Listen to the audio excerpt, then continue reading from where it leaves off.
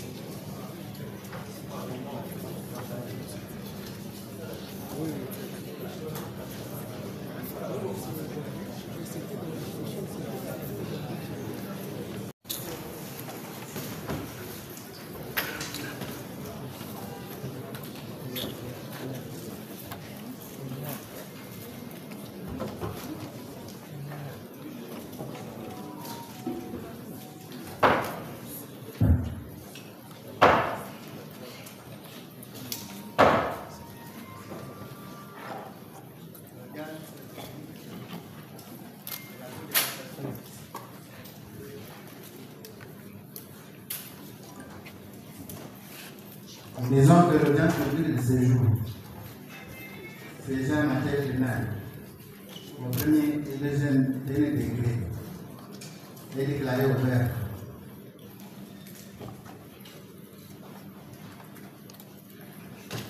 Nous allons passer un message d'excuse. Nous allons commencer l'audience avec un retard. Nous allons commencer avec un retard et accepter nos excuses. Monsieur le greffier, vous avez la parole pour donner le titre de ce débat. Extrait de vote, la Cour de cassation siégeant en matière de procédure au premier et dernier ressort appelle à son audience publique de ce mercredi 30 juillet 2025 l'affaire suivante. Dans les chambres réunies, le président Kibamba a fait en continuation RP 22/CR affaire ministère public contre M. Constant Moutamba Munga. C'est tout, M. le Président. Merci, monsieur le greffier. La Cour a fait la cause RP 22/CR affaire ministère public contre M. Constant Moutamba Munga. Le prévenu peut comparaître. Je vais vous mettre ici.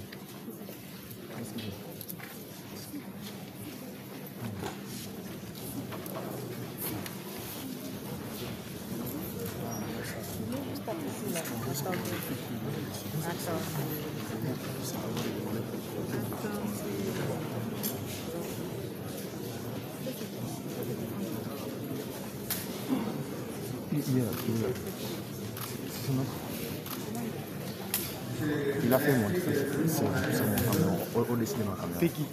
Vous pouvez soulever le téléphone. Enfin, bah, il sait que je... Ça, c'est le attends, la caméra. Et vous pouvez,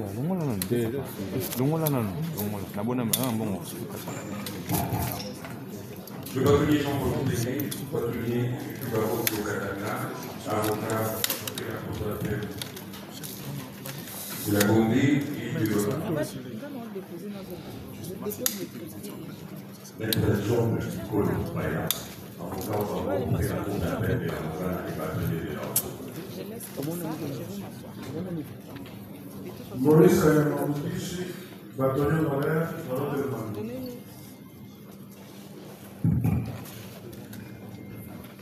Maître Toussaint Ekoumbé Petit, avocat au barreau de Kinshasa, Gombe et Matete.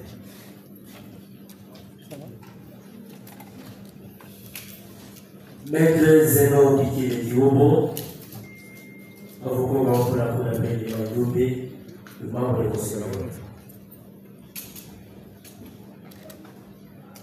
Kadia Mouanakalala, avocat au barreau de Kinshasa.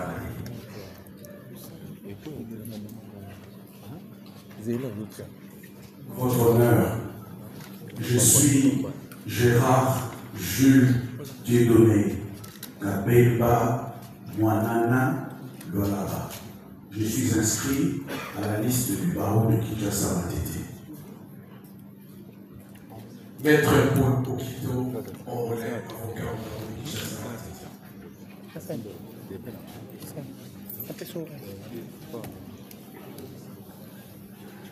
Yves Kisobe Bissika Lissasi, avocat au barreau de Kinshasa Gombe.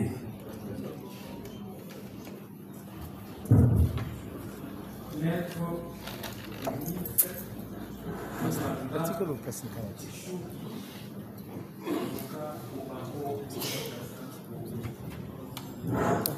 Maître Gongo Kaoula Chauvet, avocat au barreau de Kinshasa Matete et de celui de Liège. Maître Daniela Massiana, avocat au barreau de Kinshasa Matete. Maître Mwanza Doli, avocat au barreau de Kinshasa Matete. Maître Mahele, M-A-H-E-L-E, Mahele Mikissi. Je suis avocat au barreau de Kinshasa. Joël Garo Sanko. Maître Guéron Bouy.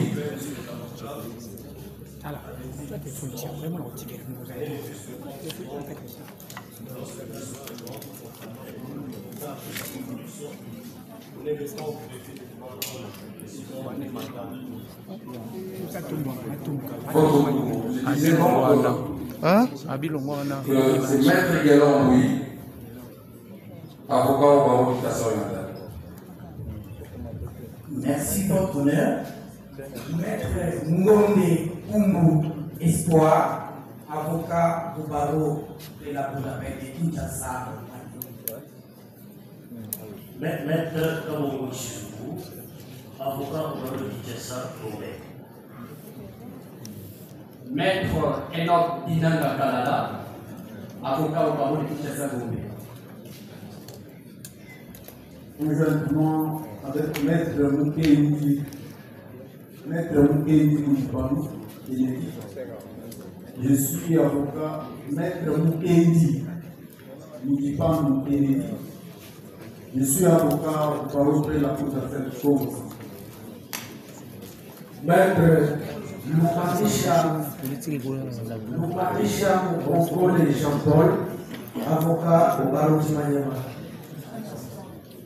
On venait de vous dire ceci. Pour permettre au greffier de bien acter le nom de chaque avocat, vous lui accordez que 2 secondes. Et c'est difficile d'accepter ça. Vous pouvez expliquer pourquoi. Accordez un peu de quelques minutes au greffier pour qu'il acte correctement le nom et le barreau que vous êtes inscrit. Qui avait la parole?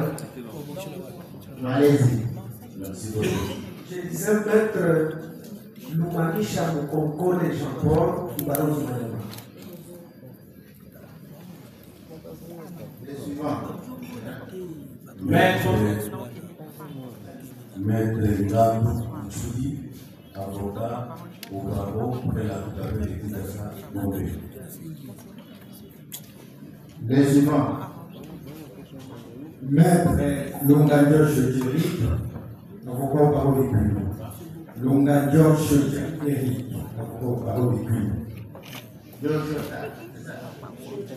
Georgia. Le suivant. Au Paris, Maître Mamakala Cheldas,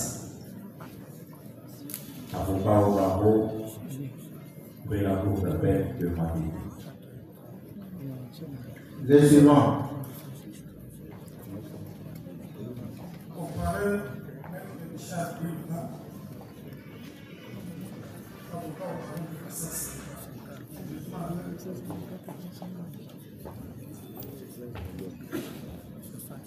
Je suis Maître Pamboué, Maître Mikaï Kachama Pamboué. Je suis avocat au barreau de Puy.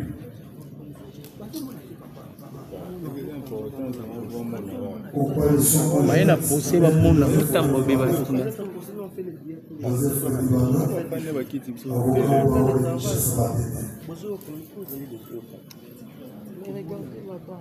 Vous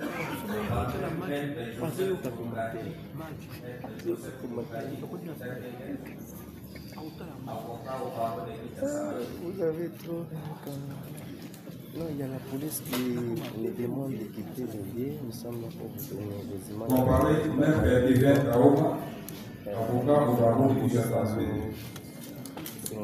Vianomina, Willy Kassongo Kamba, Willy Kassongo Kamba, avocat inscrit au barreau de la Cour d'appel Congo Central.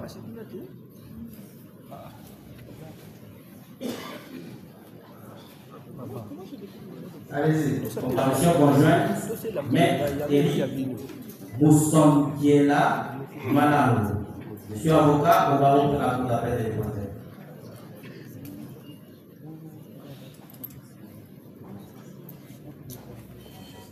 Allez-y.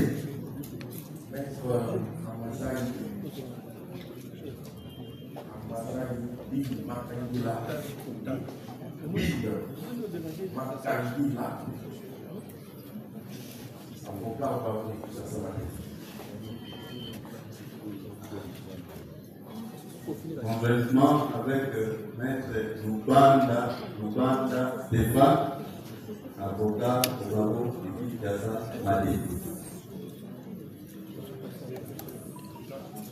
Comparution conjointe avec Maître Stani Kitambala, je suis avocat au barreau de Luanda. C'est fini, je pense. Il y en a combien qui restent? Il y en a combien? 5. Comparé Maître Bass Baya, oui, avocat au barreau de Kinshasa.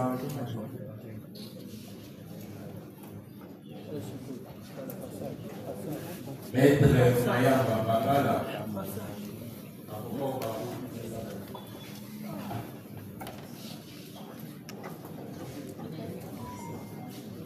Maître Louis Moussa Joël, avocat au barreau de Kinshasa.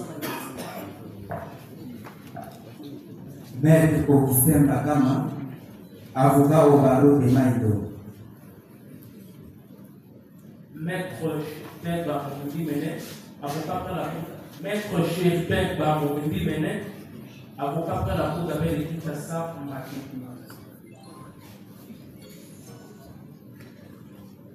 Maître Kabuka Mbongo, avocat au barreau près la Cour d'appel de Maïdo.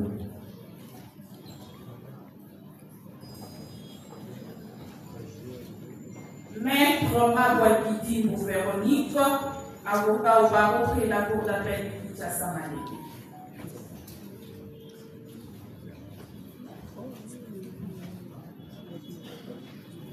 Maître Patrice Chou Gando, avocat au barreau près la Cour d'appel de Sonko. Maître Jess Issio,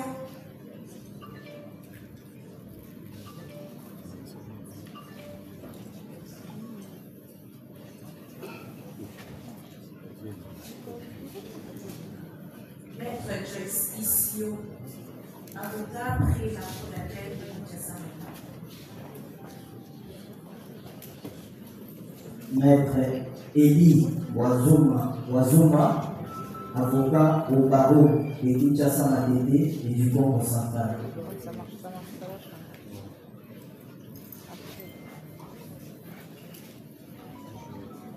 Maître Merlot, avocat ni Matoumo dans le zone. Non, la photo. Avocat au barreau de la Cour d'appel de Maïdo.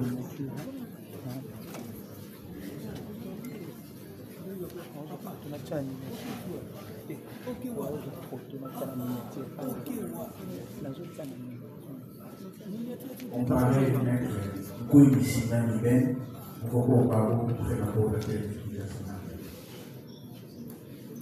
Gouy Simani Ben, avocat au barreau de la Cour d'appel de Kinshasa. Voilà, c'est dit. Merci beaucoup.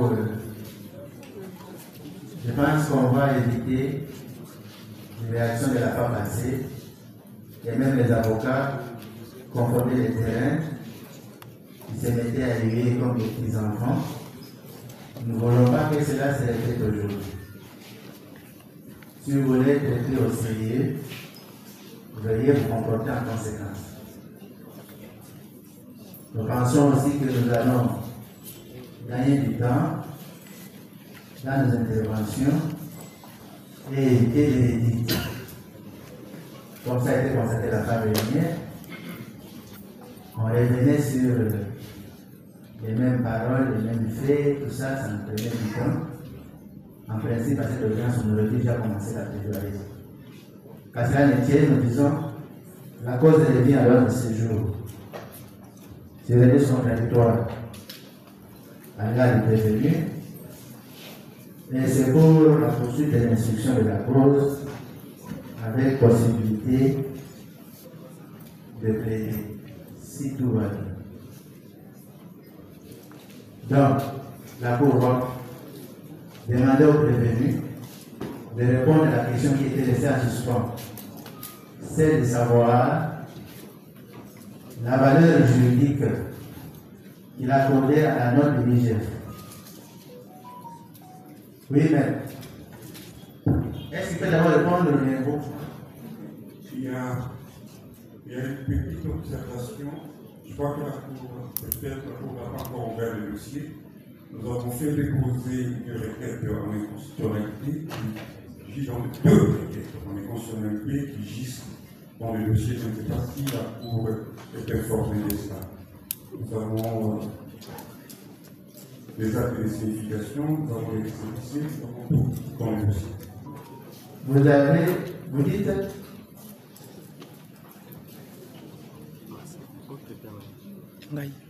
dans les dossiers gisent les actes. Nous avons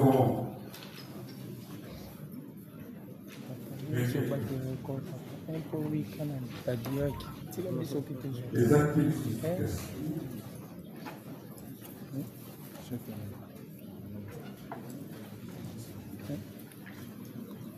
Vous avez imbattable.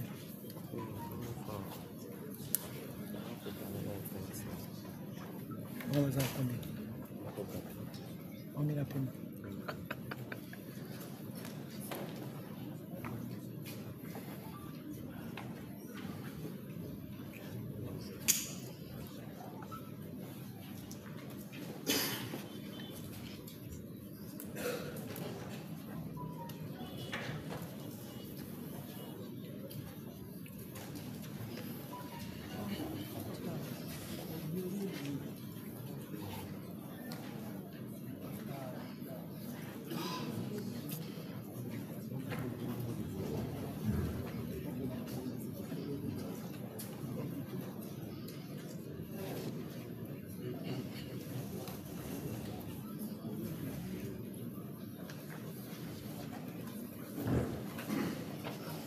C'est un délai du temps.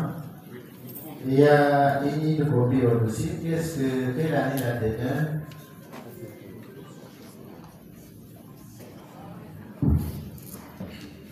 Monsieur le Premier Président, Monsieur Jacob, Monsieur le représentant de l'organe de loi,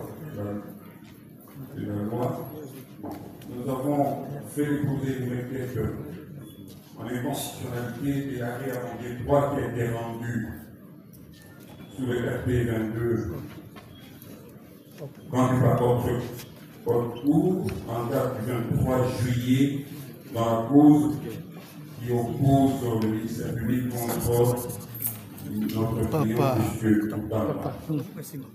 Alors, nous avons écrit à M. le Président de la Cour constitutionnelle,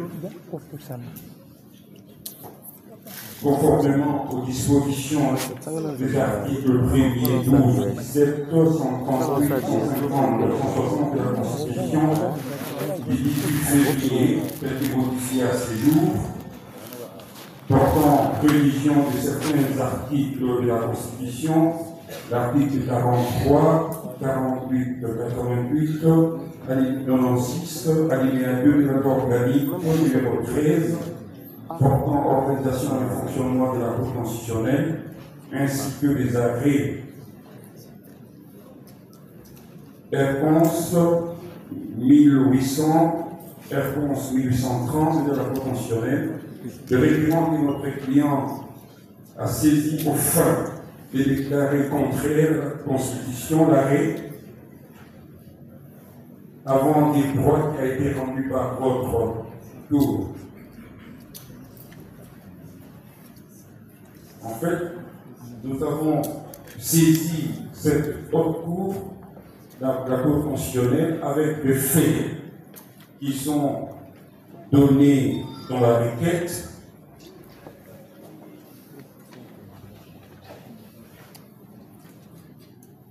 Ça, c'est sur la première requête sous R11 25 37. Nous avons une deuxième requête 25 36.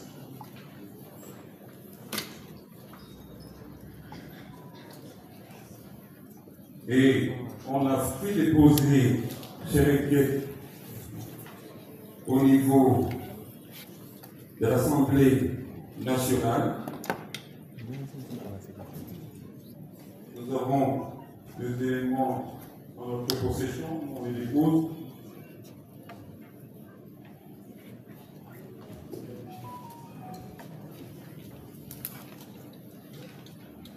Vous dites, vous avez déposé combien de requêtes? Deux requêtes. Le 25-36 et puis le 25-37.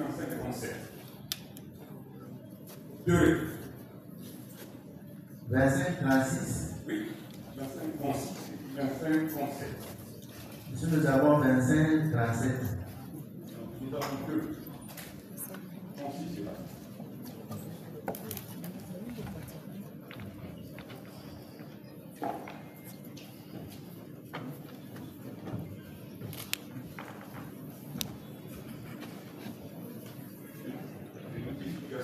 Mika, pardon. Yo, bon, ma vie. La première requête, vous dites, c'est son identité. Vous donnez juste le résumé de ce que vous demandez. Nous avons donné le temps pour vous de trouver la deuxième requête. Les deux requêtes sont déposées, mais le président de la Cour veut avoir le résumé. Oui, les 36. Commencez par 36, 25, 37, qui est à la Cour, qui est dans le dossier. La deuxième, on la ignore. Non, la deuxième est là. Donc, nous avons le 36, donc 25-36 et puis 25-37. Alors, pour j'ai lu le 37. On demande que je dise. Faites le résumé des faits. Oui, ça va prendre du temps. Je passe la parole au doyen des comptes pour qu'il fasse rapidement les résumés des faits. Oui. Merci, monsieur de la Cour. Nous avons déposé hier au greffe de la Cour constitutionnelle deux requêtes. La première, le 27-36, saisit la Cour constitutionnelle pour inconstitutionnalité des deux résolutions 002 du 29 mai 2025 qui avait autorisé l'ouverture d'une instruction judiciaire à charge de M. Constant Moutamba, alors ministre d'État, ministre de la Justice et de la. La deuxième, 004, votée par l'Assemblée nationale en date du 15 juin 2025, qui avait autorisé les poursuites contre le même Constant Moutamba. Mais tu auras des problèmes pour RTN Savoie. Les deux résolutions, donc les deux requêtes. La deuxième requête maintenant, c'est contre l'arrêt avant de l'histoire, mais en vérité définitive sur l'incident, rendu par votre haute cour dans la procédure RP 22/CR en date du 23 juillet 2021 qui avait rejeté les exceptions que nous avions soulevées par le parquet. Nous sommes allés donc devant la Cour constitutionnelle, nous avons déposé au greffe, les deux requêtes ont été signifiées à l'Assemblée nationale et à la Cour. C'est ainsi que nous vous demandons, Monsieur le Président, de tenir compte de ça et de ce soir à statuer jusqu'à la réponse de la Cour constitutionnelle. Merci. 60 canaux TikTok, ça va? La mienne soulier. Les gens monétisés. Ça va venir de la même. Vous allez vous faire de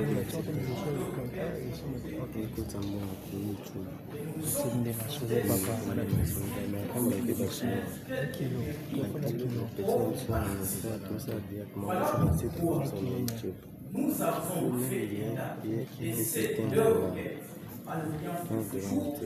pour que conformément à l'article 162 de la Constitution qui donne les pouvoirs à toute instance judiciaire, sur le kit d'après ton tati. Ton tati t'a pour lancer direct. Non, non, lancer tes. contraire à la Constitution Comment voici des pays filiation. Quand tu as tes photos, comment quelque chose? Comment? Voilà pourquoi nous avons jugé que les deux résolutions prises par l'Assemblée nationale ainsi que comparées de la fois dernière violaient manifestement les prescrits constitutionnels ainsi que les deux arrêts des principes de la Cour constitutionnelle, à savoir l'arrêt R11 1800 et R11 1800. La loi dit que devant pareille circonstance, on ne fait pas débat. La conséquence à direct, c'est la surséance. Et comme ici nous ne sommes pas devant la Cour constitutionnelle où ces débats doivent avoir lieu, nous osons croire que, puisque dans un état de droit, les lois sont faites pour être appliquées et respectées. Et puisque la Constitution dit, et lorsque une exception d'inconstitutionnalité est soulevée par devant une juridiction, la conséquence pure et simple, c'est la surséance, toute affaire cessante.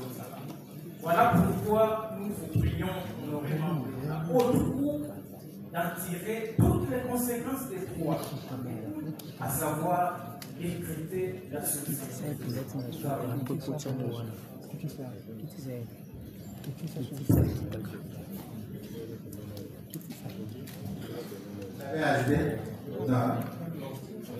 D'accord.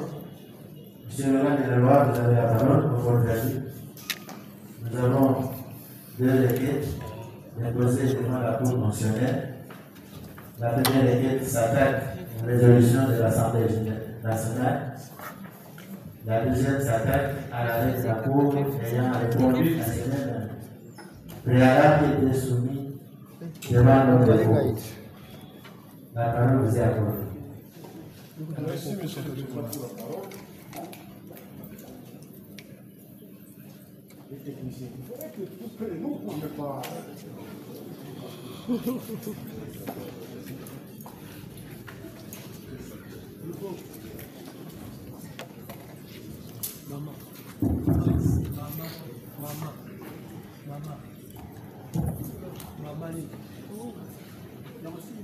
Merci pour la parole, monsieur le président. Nous sommes contents que l'on évoque les expressions qui nous intéressent au plus haut point. Nous sommes un pays de droit. Les choses doivent être faites conformément aux lois qui nous existent.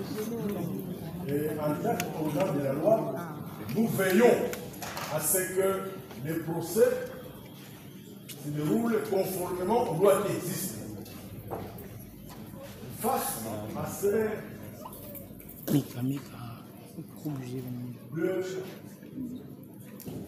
exceptions qu'on vient de rappeler, à savoir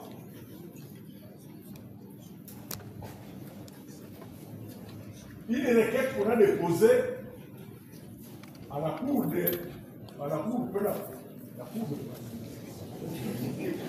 constitutionnelle sous RCOS 2736 et une autre sous RCOS 2537. C'est parce que nous n'avons pas notifié celle que nous avons du mal à en tirer la substance réelle. Car cela le tient. Nous commençons par restituer les choses dans leur contexte réel, c'est-à-dire la loi. Nous allons lire cette disposition qu'on a évoquée tout à l'heure. L'article 162 de la Constitution. Le législateur s'exprime en ces termes. La Cour constitutionnelle est juge de l'exception d'inconstitutionnalité soulevée devant ou par une juridiction. Toute personne peut saisir la Cour constitutionnelle pour inconstitutionnalité de tout acte législatif ou réglementaire.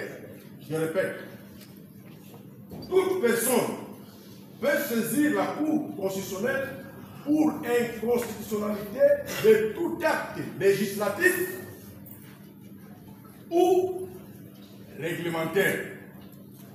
Elle peut en outre saisir la Cour constitutionnelle par la procédure de l'exception de l'inconstitutionnalité invoquée dans une affaire qui la concerne devant une juridiction.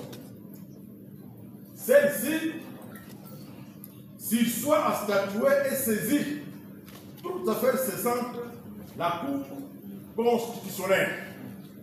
Je crois que le problème qui se pose, c'est la compréhension qu'il faut se faire de cette disposition légale. On peut introduire cette exception d'inconstitutionnalité soit par voie d'action ou par voie d'exception, au vu de cette disposition légale. Par voie d'action, ça signifie quoi? Vous allez à la Cour constitutionnelle, vous déposez votre requête. C'est le cas pour le prévenu qui a déposé ses requêtes à la Cour constitutionnelle sous RCOS 2536 et sous RCOS 2537. Le prévenu, naturellement, va attendre qu'on puisse lui répondre. Cela n'a rien à voir avec la Cour de cassation. Par contre, si cette exception était soulevée de manière exceptionnelle, c'est-à-dire par voie d'exception, c'est-à-dire devant votre vice de cour, là, les choses devraient avoir une autre signification. La Cour devrait se conformer à cette disposition en décrétant la séance. Sans faire de commentaire. Or, dans les cas sous examen, la requête n'a été par voie d'action. Je crois que les choses sont claires. C'est donc une requête qui est inopérante devant cette vice de cour. Parce que il appartient au prévenu qui a saisi la Cour constitutionnelle d'attendre que la Cour se prononce. Mais quant à votre vice de cour, qui devra continuer l'examen de la présente cause dans la sérénité la plus totale. Monsieur le Président, c'est encore une fois l'occasion pour nous. Parce que je l'avais déjà dit. La tentation était grande pour jouer au dilatoire. Le peuple congolais attend avec impatience d'être fixé sur la manière dont on gère son argent. Et le peuple a appris que 19 900 ont quitté les comptes de l'État vers un compte de privé, une société de façade. Mais nous voyons dans les réseaux l'effervescence des uns et des autres, l'agitation des uns et des autres. Oui, c'est justifié parce que le peuple veut savoir comment les choses se sont déroulées. Est-ce que nous avons besoin de recevoir ce peuple en souscrivant à une telle demande? La demande est normale. Dans un état de droit, c'est une demande qui est justifiée. La demande est faite par voie d'action à la Cour constitutionnelle. Il appartient à la Cour constitutionnelle de répondre à cette réponse. Ça n'a rien à voir avec la Cour de cassation, l'office de cour que vous êtes. Si vous êtes saisi par voie d'exception, ah oui, vous devriez s'y soir. C'est la loi qui le prévoit. Mais alors, dans notre précision, toujours en lisant de manière intelligible cette loi, la Cour constitutionnelle, bien sûr, peut être saisie pour inconstitutionnalité de tout acte législatif ou réglementaire. Alors le problème se pose. La question devient intéressante. Lorsque par mes propres recherches, je suis tombé sur la fameuse requête, sur la requête, excusez-moi, j'ai lu ceci, que par un avenir droit, mais définitif sur les incidents, dépourvus de toute motivation ou à tous les moins insuffisamment motivés, la Cour de cassation va rejeter toute cette exception. En réalité, on s'attaque à un jugement, à un arrêt rendu par votre vice de cour. C'était le 23. Le 23 de ce mois, sous RP 22/CR. Alors la question, quelle est la nature juridique d'un arrêt rendu par le vice de cour sous RC ou sous RP 22/CR? S'agit-il d'un acte législatif ou c'est un acte réglementaire? La réponse est claire. Une décision judiciaire n'est ni un acte législatif, ni un acte réglementaire. Je pense que nos vices de cour ne vont pas tomber dans la tentation d'avoir une autre lecture de cette disposition légale. Donc, cette requête n'a rien à voir avec la présente procédure.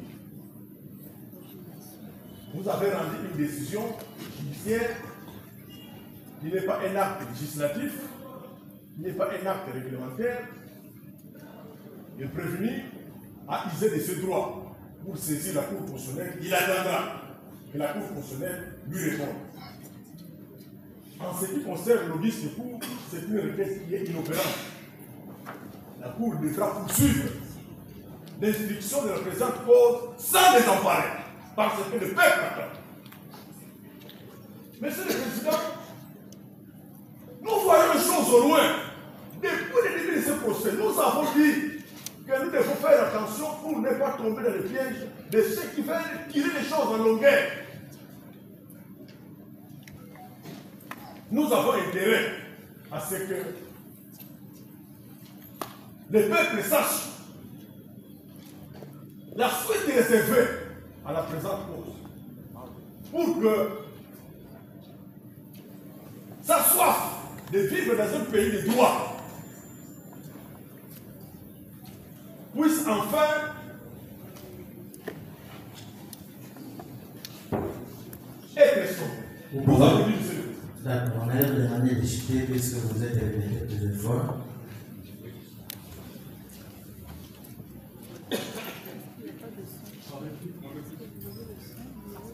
Oui, la défense, vous avez la parole.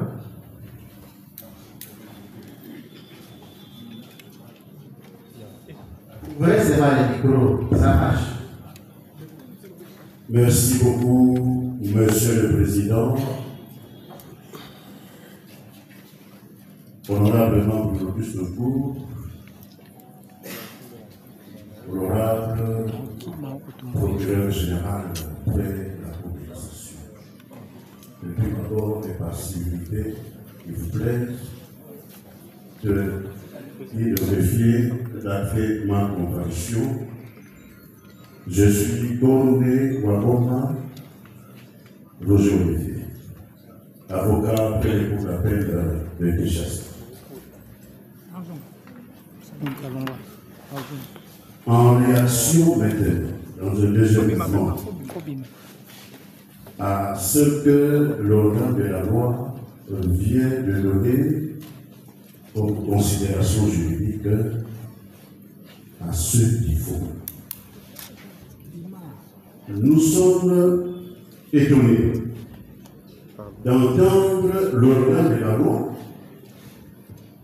commenter, critiquer le contenu des requêtes en inconditionnalité.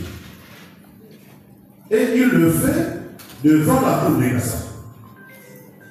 Vous n'êtes pas la juridiction de l'inconditionnalité. Tous ceux qui voudront commenter la recevabilité, la pertinence ou non de requête, ils le feront devant la Cour constitutionnelle. Il reste ici et maintenant la Cour de cassation a sous les yeux des deux requêtes enrôlées signifiées aux parties intéressées. L'article 162 que l'organe de la loi a évoqué avec clarté me semble imposer qu'il soit suffisant à statuer jusqu'au videment du contentieux de constitutionnalité et nous reviendrons à la poursuite en ce qui me concerne. Le ministère public, qui a une maîtrise particulière de la loi, il terminait son intervention en vous disant « Veuillez, n'est-ce pas, ne pas tomber dans le piège de ceux qui veulent dilater la procédure, même si ce n'est pas le mot qu'elle a utilisé, dilater la procédure. » Nous disons ceci, Monsieur le Président. Honorable juge de la Cour constitutionnelle, Monsieur le procureur général, président Cour, Monsieur le Président, veuillez échapper à la précipitation à laquelle se sont livrés et l'Assemblée nationale et le Parlement général pour le Cour. Je dis merci. Oui, j'adhère au propos de mon éminent confrère le bâtonnier Condé, mais j'ajoute ceci. Le procureur général a eu à instruire cette cause sur base de la résolution 002 de l'Assemblée nationale. Il a eu à initier des poursuites contre le prévenu Moutamba sur base de la résolution 004. Nous, c'était ces résolutions, on ne serait pas devant l'Auguste Cour. Mais maintenant, ces deux résolutions sont attaquées à l'inconstitutionnalité. Il vous dit non, allons-y. Allons comme ça. Un peu comme les Kimaloumalou de triste de mémoire. Allons-y, allons-y. Mais nous allons faire des accidents là-bas. Ce qui vous fonde, ce qui vous permet d'instruire la cause et mise à cause, vous allez avancer comment? L'avant du droit, en fait, le définitif sur l'incident, que vous avez rendus, par lesquels la Cour a déblayé le terrain et contesté, attaqué devant la Cour constitutionnelle. Le procureur général vous dit non, allez-y, n'en tenez pas compte, parce que ce n'est pas un acte législatif, parce que. Mais qui est juge de la recevabilité de ces deux requêtes? Qui est juge de la nature juridique de ces deux documents mis en cause? En tout cas, ce n'est pas vous. Ce n'est pas vous. Pour le procureur général, nous devons aller vite parce que le peuple congolais attend. Il attend de voir pour savoir comment son argent est géré. Mais le peuple congolais sait déjà comment son argent est géré parce que beaucoup ont avoué qu'ils détournent de l'argent et le procureur général n'a rien fait. Ce n'est pas une première. Hein? Ce n'est pas une première. Merci. Je pense que il y a une intervention. Voilà que le ministère public, pour asseoir son argumentaire, avec tout le courage du monde, il s'est fondé sur des dispositions constitutionnelles pour vous faire comprendre qu'ici, on ne peut attaquer à l'inconstitutionnalité qu'un acte législatif ou réglementaire. Mais nous disons au ministère public que les droits, ce n'est pas seulement la loi. Les droits, c'est aussi la jurisprudence. Les droits, c'est aussi la doctrine. Et si le ministère public, peut-être, n'arrivait pas à se mettre à jour, nous disons que nous nous mettons à jour par rapport à cette question-là. Et ici, nous nous fondons sur vos propres arrêts de principe rendus par vous, à savoir l'arrêt Air-Cons. S'il vous plaît, vous pouvez retirer. Lui, il ne sait pas se mettre à jour. C'est vous qui vous mettez à jour. Je retire, monsieur le Premier Président. Merci. Nous étions en train de rappeler alors au ministère public qu'il existe des arrêts de principe rendus par cette même haute cour, la Cour de cassation en son temps, siégeant comme juge constitutionnel. Et là, nous sommes dans des arrêts rendus populaires, à savoir l'arrêt Chibalonza et l'arrêt Caputo. Il s'agit de l'arrêt Air-Cons 051 par TRS du 31 juillet 2007. C'est l'arrêt Trésor Ngoï contre l'Assemblée provinciale du Kasaï occidental. Nous avons un autre arrêt rendu par cette même cour. Il s'agit de l'arrêt Air-Cons 062 par TRS du 27 décembre 2007 en cause Célestin Chibalonza contre l'Assemblée provinciale du Sud Kivu. Ces arrêts permettent d'attaquer tout ce qu'on peut considérer comme acte d'assemblée. Et ici, par acte d'assemblée, il faut voir entre autres les résolutions prises par l'Assemblée nationale. Voilà la réponse à la préoccupation du ministère public, quoique ces débats ne devaient pas avoir lieu, je pense. Ça, au moins, c'est un principe que le ministère public lui-même, ça, au moins, c'est un principe que le ministère public lui-même devait savoir. Deuxième chose, en ce qui concerne l'exception d'inconstitutionnalité contre des décisions judiciaires, là aussi, nous rappelons au ministère public que la jurisprudence a évolué. Je rappelle, et vous vous souviendrez tous, qu'il y avait un arrêt qui était rendu par les conseils d'État. Et cet arrêt a été attaqué en inconstitutionnalité.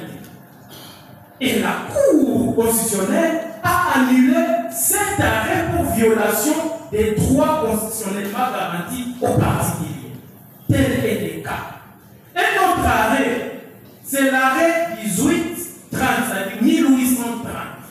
Cet arrêt a été rendu par le tribunal des commerces de Kinshasa-Gombe en premier et dernier ressort. Cet arrêt a été attaqué devant la Cour constitutionnelle et la Cour constitutionnelle a annulé cet arrêt pour la bonne et simple raison qu'il violait les droits constitutionnellement garantis aux particuliers. Et ici, nous nous attaquons votre arrêt, qui est un arrêt rendu en premier et dernier ressort, puisque c'est ça la condition sine qua non pour que l'on puisse attaquer une décision judiciaire en inconstitutionnalité. Donc, votre arrêt remplit toutes les conditions requises pour être attaqué en inconstitutionnalité. En ce qui concerne les problèmes liés aux exceptions d'inconstitutionnalité par voie d'action ou par voie d'exception, non, ça c'est la théorie. Ça c'est la théorie, parce que si l'on commençait à demander qu'on explique comment il faut intervenir par voie d'action ou par voie d'exception, je pense que la personne qui a soulevé cette question ne vous donnera pas d'éléments, puisque jusque-là, cette question est controversée. Mais que cela ne tienne, que l'on suppose que les règles que nous avions introduites directement par devant la Cour constitutionnelle constituent une exception d'inconstitutionnalité par voie d'action et que par conséquent, selon le ministère public, la Cour ne peut pas surseoir. Mais nous disons ceci. Dès lors que nous revenons sur cette même exception par devant vous, nous rappelons, puisque ici, nous ne sommes pas limités uniquement à déposer des requêtes pour ne pas faire état à l'audience du jour. Mais ici, nous sommes en train de vous démontrer comment les actes de base, les actes de procédure, sur base desquels vous êtes obligés à statuer, sont contraires à la Constitution. Et que par conséquent, pour une bonne administration de la justice, vous devez surseoir parce que il serait inconcevable qu'aujourd'hui, vous poursuivez l'instruction de cette cause sur base des actes que nous considérons comme anticonstitutionnels et que par après ces mêmes actes soient annulés par le juge constitutionnel. Quelle serait alors la valeur juridique de votre arrêt? N'est-ce pas là créer une insécurité judiciaire pour les particuliers? Et c'est ce que nous devons éviter. Voilà pourquoi nous demandons au ministère public de prendre son mal en patience, de nous accorder ces 30 jours-là, puisque la Cour constitutionnelle qui est à ce jour saisie n'a que 30 jours pour rendre son arrêt, en nous renvoyant, en prenant, en ordonnant la surséance, pour attendre que la Cour constitutionnelle se prononce en ayant 30 jours. En quoi le ministère public qui veut à tout prix que cette affaire aille vite, vite, comme si on doit se précipiter, comme si le Congo va déménager aujourd'hui, on ne sait pas. Donc, messieurs de la Haute Cour, veillez faire droit à notre développement de nos moyens et en tirer toutes les conséquences, puisque les débats ne doivent pas avoir lieu ici. Veuillez donc ordonner la surséance. Toutes affaires cessantes, nous avons dit.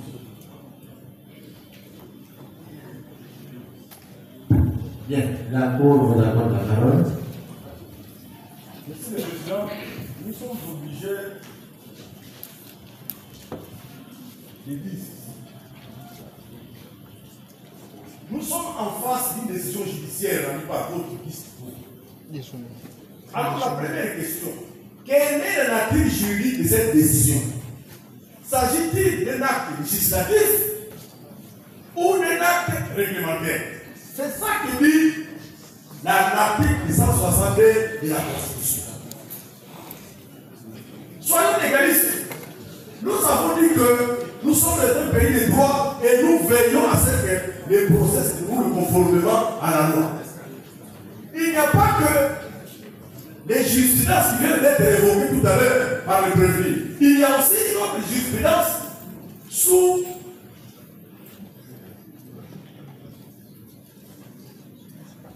et 12 et 212. Si vous lisez le 5e paragraphe, vous vous rendrez compte qu'effectivement, la Cour constitutionnelle est le seul juge qui examine la constitutionnalité, la conformité des actes législatifs et réglementaires à la Constitution. C'est ça les soucis législateurs. Mais en ce qui concerne l'arrêt attaqué, l'arrêt a vendu le droit sous RP 22/CR. Mais c'est une question judiciaire qui n'a rien à voir avec un acte législatif ni un acte réglementaire. C'est un problème de cohérence. C'est un problème de la lecture fidèle de la loi. On ne puisse pas s'en prendre au ministère public. Non, nous sommes esclaves de la loi. Lorsque vous avez la possibilité d'attaquer une décision judiciaire en soulevant une exception, alors choisissez, vous allez le faire par voie d'exception ou par voie d'action. Si c'est par voie d'exception, là les choses changent. Parce que la Cour ne peut pas, n'a pas reçu compétence d'examiner la conformité des actes à la Constitution. Mais dans les cas d'espèce, vous avez saisi, le prévenu a saisi la Cour constitutionnelle. C'est son droit le plus légitime que nous respectons. S'il n'a rien à voir avec le vice-debout, qui devra poursuivre l'instruction de cette affaire, on lui dit qu'avant de sortir de cette salle, il faut que la décision tombe. Non! Il y a beaucoup d'actes qu'il faut poser. Il y a beaucoup de témoins qui vont défiler devant le vice-debout pour éclairer sa religion. Nous prenons pas pour une instruction précipitée. Non! Nous voulons faire les choses de manière la plus propre possible, conformément à la loi. Nous pouvons nous plaindre ici, mais la loi c'est la loi. Les jugements attaqués n'est pas un acte législatif, encore moins un acte réglementaire. Nous avons dit. Merci, M. le Président général. D'accord. Monsieur le Premier Président, Monsieur le Président, Messieurs de la Haute Cour, Monsieur le Procureur Général, nous avons la nette impression que le ministère public veut transformer la Cour des cassations en Cour constitutionnelle. La nette impression, c'est qui peut nous amener dans une confusion. On voit de hauts magistrats, de professeurs d'université, de magistrats qui ont travaillé pendant des années devant nous. On s'est dit, où sommes-nous? Où sommes-nous pour que l'on suive des théories et des théories qui n'arrivent pas? Vous nous avez demandé de retirer. J'ai dit, vous nous avez demandé de retirer un mot. Nous l'avons fait de bonne foi. Mais il ne faut pas que, donc, intérieurement, on sent qu'il y a quand même un souci. Évoluons, Monsieur le Premier Président, Monsieur la Cour.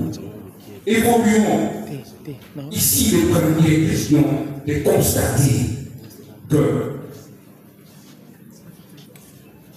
les clients a saisi en inconstitutionnalité qui est son droit le plus légitime, une juridiction qui a ses attributions et ses compétences.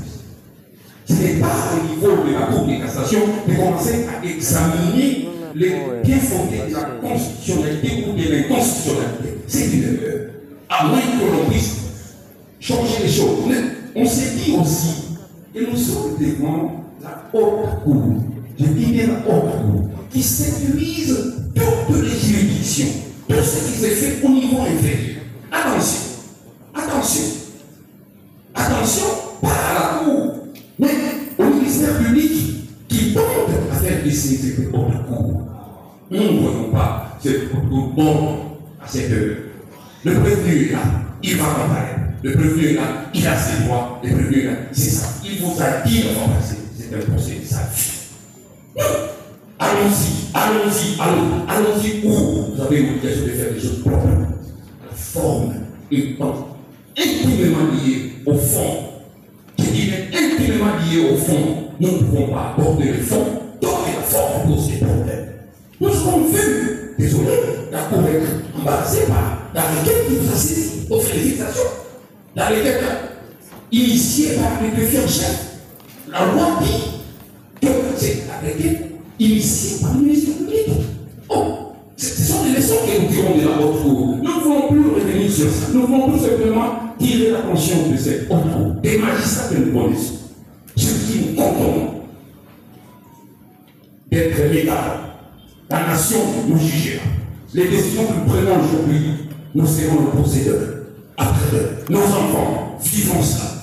On n'est pas possible. S'il faut tuer quelqu'un, on va le faire. Mais ici, on n'est pas là. Bref, les choses, faisons les choses avec force. Vous êtes les responsables, nous sommes les responsables des ministères publics et des véritables responsables. Alors, notre client a un seul mot qui voulait dire à ça, avec votre autorisation, monsieur le Premier ministre.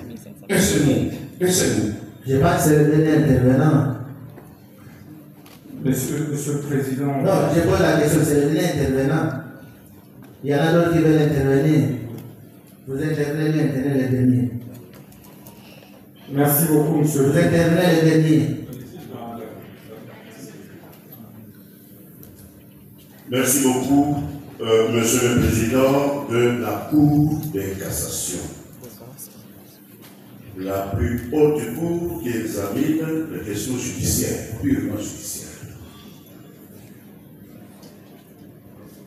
Nous avons vu à la dernière audience que devant les exceptions soulevées par la défense et le point de vue donné par le ministère public, la Cour s'est retirée et elle est revenue. Après l'affaire, elle a rendu un arrêt, nous avons dit sur les bancs.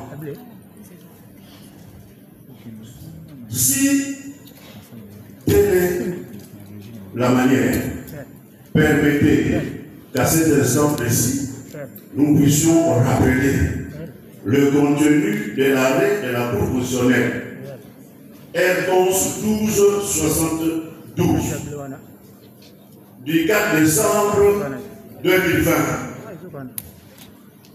dont a parlé les ministères publics, mais sans en épuiser l'économie. Voilà ce que disait la Cour constitutionnelle.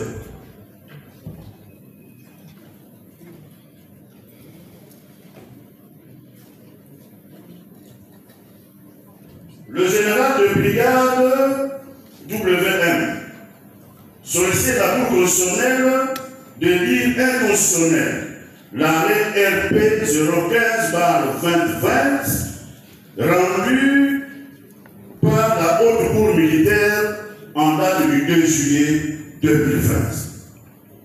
En effet, je vais aller ici pour ne pas faire perdre de temps, la Cour constitutionnelle, après avoir relevé que l'exception de constitutionnalité n'est possible et réalisée que sur production d'un arrêt ou jugement avant lieu droit rendu par la juridiction saisie de la cause, a rappelé qu'au terme de disposition des articles 160 et 162 de la Constitution, elle ne connaît que de la constitutionnalité des traités et accords internationaux avant la ratification des lois, des actes ayant force de loi, des édits, des règlements intérieurs, des chambres parlementaires, du Congrès et des institutions d'appui à la démocratie, ainsi que des décisions administratives ayant un caractère réglementaire. La Cour a indiqué qu'hormis sa compétence d'attribution relevant des dispositions ci-dessus, elle ne peut exercer sa compétence régulière que dans les conditions fixées par sa jurisprudence. Que dans sa jurisprudence, elle a étendu, Monsieur le Président, au membre de la Haute Cour, Monsieur le Procureur général, je sollicite, s'il vous plaît, de nos oreilles, que dans sa jurisprudence, elle a étendu sa compétence à l'égard de seuls actes d'assemblée sous une double condition que l'acte déféré ne relève de la compétence matérielle d'aucun autre juge et que le requérant allègue à suffisance de droit la violation d'un droit fondamental auquel la Constitution accorde une protection particulière. Qu'en l'espèce, l'examen de la requête qui poursuit l'inconstitutionnalité d'un arrêt de la haute cour militaire n'est pas de la compétence de la Cour constitutionnelle, car un tel arrêt n'est ni un acte administratif ni un acte réglementaire au sens de la loi, moins encore un acte d'assemblée au sens de sa substance, mais plutôt un acte juridictionnel susceptible de voir de recours devant la Cour de cassation. Par ailleurs, la Cour a souligné que les dispositions des articles 76 alinéa 5 et 83 alinéa 3 de la loi 023-2002 du 8 novembre portant code judiciaire militaire ont été approchés implicitement par la Constitution. Tout ça, c'est les arrêts et jugements rendus par les juridictions de fond, statuant en premier et dernier ressort et qui violeraient les droits garantis aux particuliers par notre Constitution sont susceptibles d'être attaqués à l'inconstitutionnalité. Dans tous les cas, c'est un discours que nous faisons, comme on dirait, hors jeu, parce que l'appréciation de la pertinence de nos requêtes se fera par la Cour constitutionnelle. Recevabilité et fondement par la Cour constitutionnelle. Ici, dit que donc, vous avez les requêtes introduites dans les formes, nous ne faisons qu'une seule prière. Une seule prière, Monsieur le Président. Quelles que soient nos appartenances religieuses, une seule prière. Qu'il plaise à la Cour de cassation de donner la suffisance à statuer en attendant les arrêts de la Cour constitutionnelle jeudi. Monsieur le Président, vous avez la parole. Merci. Merci, Monsieur le Président, pour la parole que vous m'accordez. Merci également de l'honorer dans la proposition. De prime abord, je tiens à rendre hommage à mon directeur de cabinet qui vient de décéder.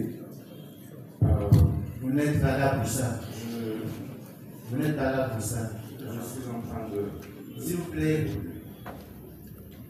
vous avez demandé la parole, pas pour nous dire qu'il y a tel qui est mort. C'est par rapport à la question que vous avez soulevé un point intéressant. J'ai beaucoup de respect pour les morts. Nous tous également. Si vous n'avez pas à dire, nous vous achons la parole. Vous pouvez me laisser poursuivre. Je vous avais prévenu que ça c'était les procès de mort. Vous avez la parole, mais revenez à l'essentiel. Nous sommes pas là pour le procès de la vie et de l'institution. Monsieur le Président, comme je vous avais dit la dernière fois, je suis ici pour faire face à un procès de la vie. Laissez-moi entendre. Sinon, je ne serai pas là. C'est vous les juges. Je suis le président. Merci. Je voudrais juste rappeler au ministère public, en renchérissant sur les propos de mes avocats, qu'il y a un distinguo à faire entre la compétence principale de la Cour constitutionnelle et la compétence résiduelle de la Cour constitutionnelle.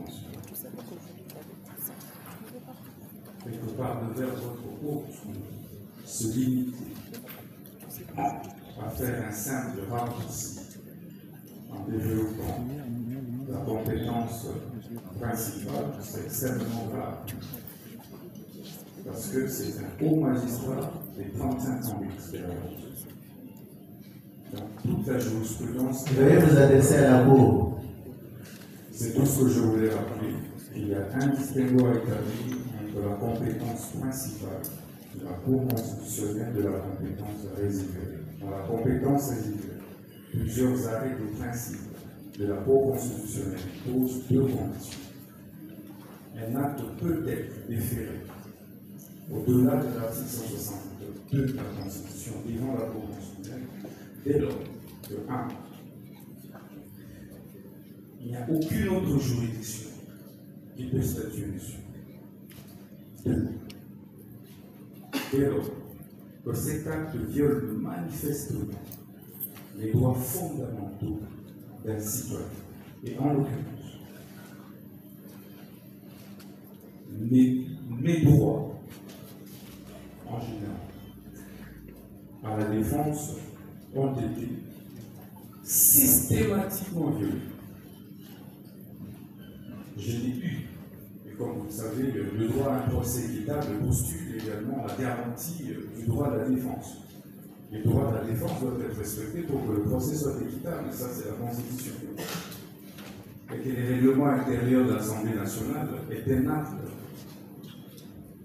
qui est déclaré préalablement conforme à la Constitution. Et que de ce point de vue, lorsqu'il est violé, il viole également la Constitution. Donc il ne peut pas dire, en banalisant, comme si on a mené, je ne sais pas moi, un mouton ou un porc à l'abattoir. Mais si c'est le cas, il aurait dû m'égorger les pluies. Ici, on parle des droits fondamentaux des citoyens. Et vous êtes juge pour les préserver. J'ai démontré ici pendant plus de 12 heures à 14 heures. C'est quoi la cause? Je suis en train de m'adresser à vous.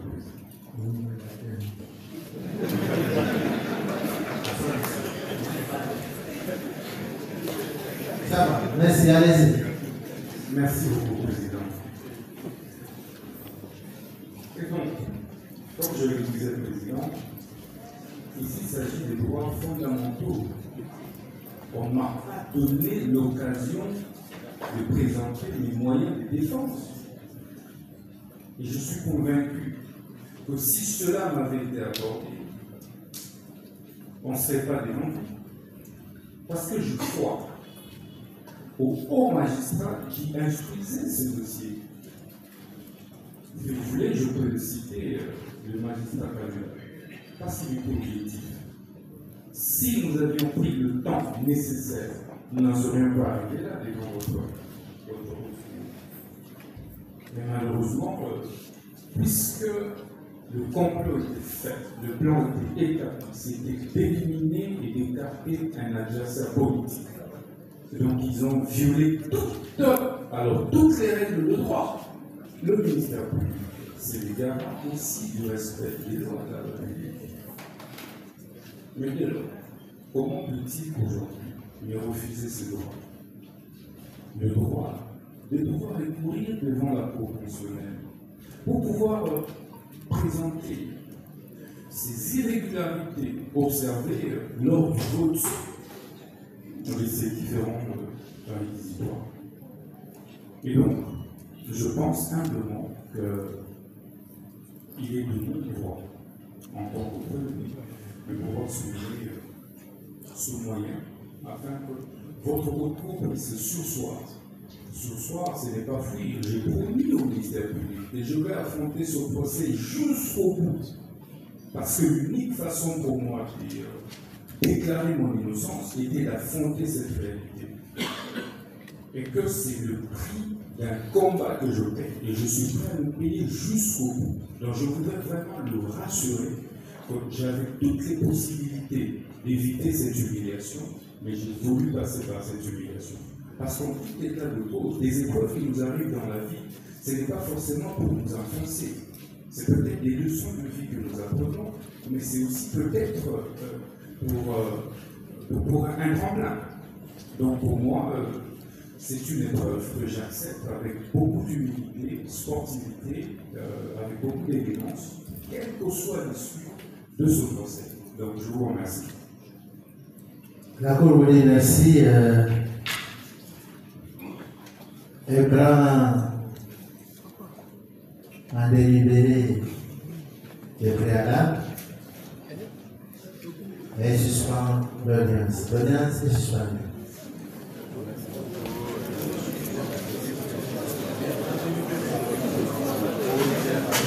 Esili. Bakati. Esili.